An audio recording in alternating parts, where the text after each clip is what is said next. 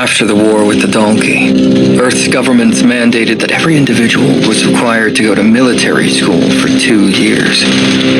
Although humans and the donkey were currently in a period of peace, nobody believed it would last forever. The donkey were not to be trusted. They desired to control creatures they believed were beneath them. Every day, Quinn heard news and rumors about how close the donkey and humans were to another war. It felt like a major altercation could break out at any moment. Quinn ran to the toilet before heading off with Sergeant Griff. His bladder felt like it was going to burst any second. He had drunk way too much water. Once he stepped out of his room, something strange happened. A new notification screen appeared before him. Your body is being hit by direct sunlight. All stats will be halved while you are exposed to the sunlight. Quinn's body felt extremely sluggish. He felt like someone who had just run a marathon. His arms and legs felt heavier than usual. There was nothing he could do about it. Quinn inspected his status. Sergeant Griff gave him a strange look for stopping suddenly. Are you okay, boy? The sergeant looked ready to apprehend Quinn if he tried to run. Teenagers would try to run away from military duty every year. It never worked. Quinn was not listening. He wasn't planning to escape. He was reading the status screen that no one else could see. It wasn't just his stats. His HP had also been reduced. HP, 5 out of 5. Strength, 5 out of 5. Stamina, 5 out of 5. Agility, 5 out of 5. What kind of drawback is this? Quinn shouted in frustration. Quinn! The sergeant gave him a strange look. Another notification appeared before Quinn. You have received a new quest. Daily quest. Avoid direct sunlight for 8 hours. Reward, 5 XP. Quinn's mood lifted. He could just sleep through this quest. It was easy. If the system worked the same way it did in games, that would mean Quinn would level up once he reached 100 XP. That would mean better stats, too. The more daily quests Quinn got, the better it was for him. What are you doing walking so slowly? The school will eat you alive if you carry on like that. Sergeant Griff shouted. Quinn reached a large bus. When he entered, he noticed it was already full of students around his age. Sergeant Griff stood watching him. Quinn had not realized that the soldier had stopped. When he turned back to look at Griff, the sergeant looked like a stone statue. Quinn didn't recognize any of the students. They must have come from a different school. He felt relieved. Maybe the bullying would finally stop. Since nobody knew him, he had a chance to impress them. Maybe even make some friends. Quinn sat at the front, since it was the only seat available. The screen popped up in front of him as he sat down. Stats have returned to normal. Avoiding direct sunlight meant his stats returned to normal. His body felt reinvigorated once again.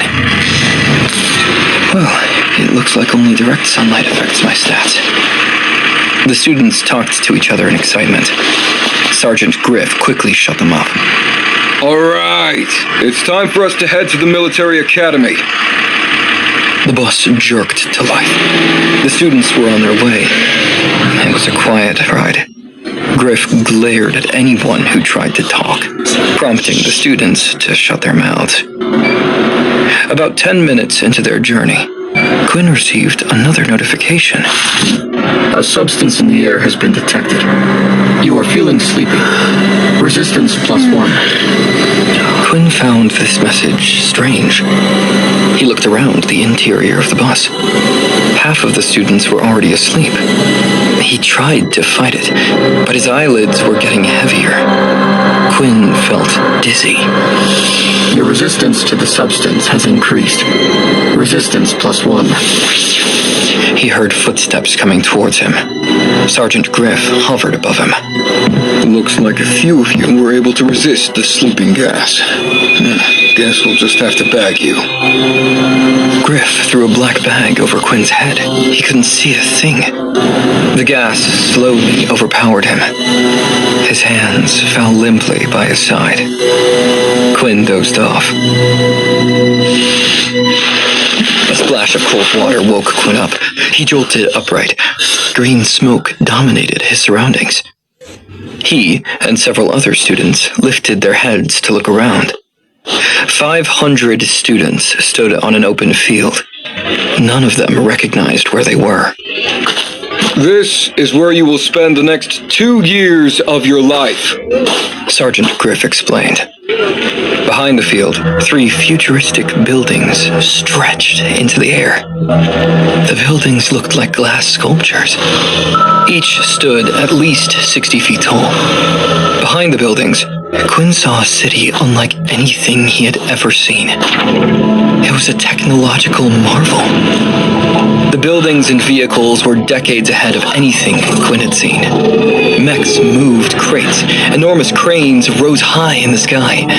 The machines operated on their own, building new structures out of glass. Ships flew so close to the ground that Quinn feared they would crash into the high-rises. He didn't need to fear. The ships followed a particular path, avoiding the buildings. Trains rose high into the air, running on invisible rails. None of this technology had been made public. Humans had made leaps in technology after the war. Most of it came from salvaging Dalki technology left on the battlefield. The military kept most of it for themselves. The tech was too dangerous for public use. At least, that is what they claimed. Quinn finally managed to stop gawking at this new world he was entering. He felt a weight on his hand. Something had been placed around his wrist. A digital watch, yet the screen was blank. Placed on your wrist is your lifeline. It will identify you as a student at this military base. It will allow you to access certain areas, pay for food, among other things. When not in use, the wristwatch will display your corresponding power level, Griff said. Quinn didn't understand a word that Griff spoke. From the confusion on the other students' faces, he was sure he was not the only one. Quinn had hoped his life would change after coming to military school.